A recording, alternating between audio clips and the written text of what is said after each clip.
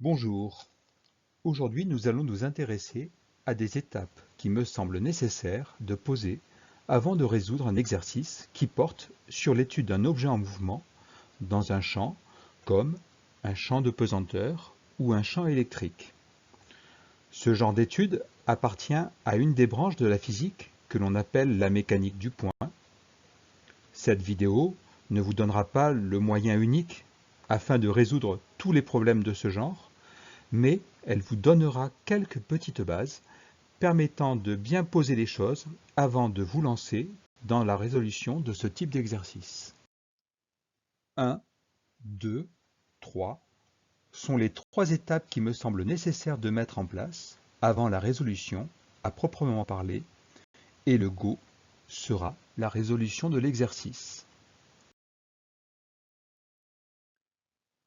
La première étape va nous permettre de poser le décor.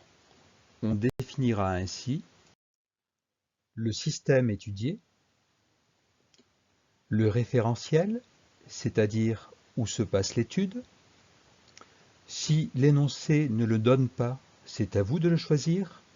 Il sera supposé galiléen. Et le schéma de la situation, qui peut être donné par l'énoncé ou suggéré. Si le mouvement est dans un plan, il faudra deux axes, comme l'exemple donné ici.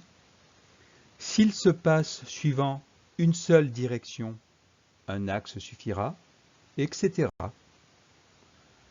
Faites bien attention, le schéma que j'ai donné ici n'est pas général, ce n'est qu'un exemple. J'ai choisi un point M comme centre de gravité du système, que j'ai noté mt0, position du point M à l'instant t égale 0, l'instant initial. J'ai mentionné sa vitesse initiale v0, faisant un angle alpha avec l'horizontale, et j'ai précisé qu'il était à une hauteur h. Vous l'avez compris, ce schéma est issu d'un exemple. Peut-être que dans un autre exemple, une autre étude, l'objet pourra partir de l'origine du système. Dans la deuxième étape, nous allons préciser les conditions initiales du système. Conditions à l'instant t égale 0. Ces conditions initiales comportent deux volets. Un volet position. Où se trouve le système à l'instant initial? C'est-à-dire, quelle est sa position sur l'axe des x, des y, des z, à t égale 0, si l'on considère trois axes.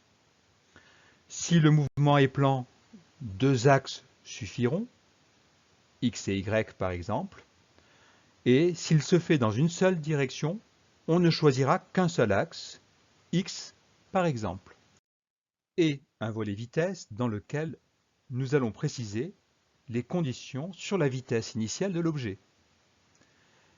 Quelle est la vitesse de l'objet suivant l'axe des x, des y, des z, à t égale 0.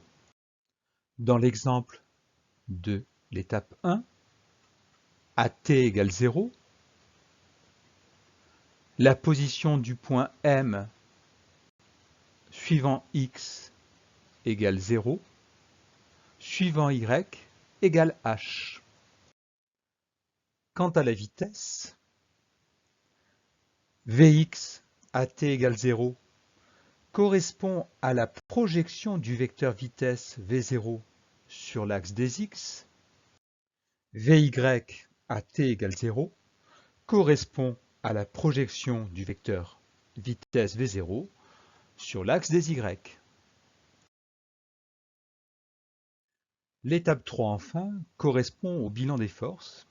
L'idée va être de recenser l'ensemble des forces qui s'exercent sur le système étudié. Typiquement, on dira force exercée par Tartampion sur le système, que l'on notera de façon vectorielle F1, en indiquant aussi les projections de ce vecteur sur les différents axes de l'étude. Dans l'exemple de l'étape 1, la projection ne se fera que sur deux axes, F1x, F1y. Si une deuxième force agit sur le système, on pourra l'appeler par exemple F2 et on donnera de même ses coordonnées suivant les différents axes. Bien entendu, des forces comme le poids ont une lettre qui leur est propre, P majuscule. Et l'on utilisera dans ce cas Px, Py, Pz. On se lance. Nous sommes prêts à résoudre le problème posé. Nous allons appliquer la deuxième loi de Newton. Deuxième loi que vous connaissez sous sa forme originelle, comme étant égale à la dérivée de la quantité de mouvement par rapport au temps. Attention, P ici est un P minuscule, à ne pas confondre avec le P majuscule du poids. Je vous rappelle que si la masse du système est constante ou considérée comme telle, alors la somme des forces extérieures appliquées au système devient égale à la masse du système multipliée par son accélération. Il ne nous reste plus qu'à projeter cette relation sur les différents axes de l'étude. Ainsi, pour l'exemple de l'étape 1, nous écrirons que la somme des forces extérieures agissant suivant x est égale à la masse du système fois l'accélération suivant x, m fois ax. La somme des forces agissant suivant y est égale à m fois ay. Voilà, cette présentation est terminée. Nous allons mettre en œuvre ce que nous avons appris au travers de différents exemples. Merci.